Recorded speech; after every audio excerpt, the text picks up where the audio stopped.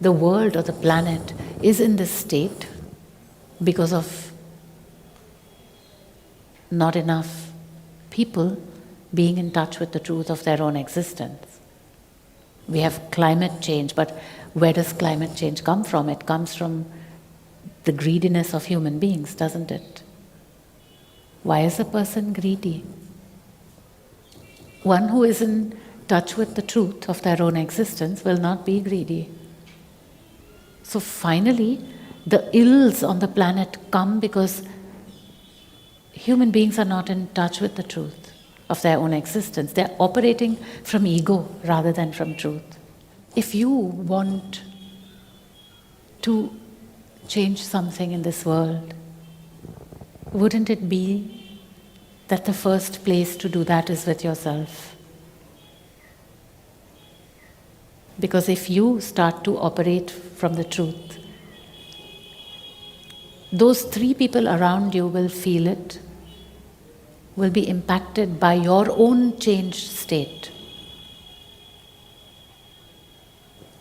We cannot impose this top-down on humanity. We cannot say, hey, all of you now, you have to surrender to the truth. It doesn't work that way. It is only from individual to individual, you yourself. So what will happen if you start to practice feeling your own soul, if you start to feel it, if you start to even realize that it exists in the first place, and you start to bend to it, try to listen rather than the ego, try to say, what is it telling me,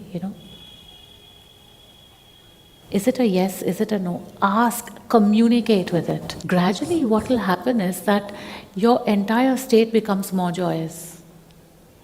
If you're more joyous, you also don't harm the other because you're living from the truth.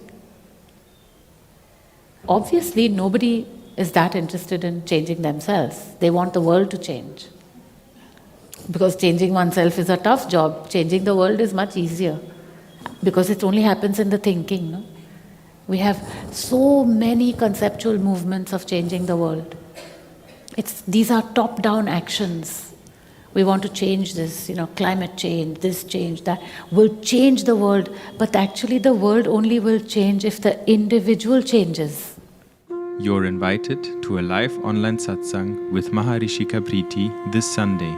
For more information, visit maharishikaa.org.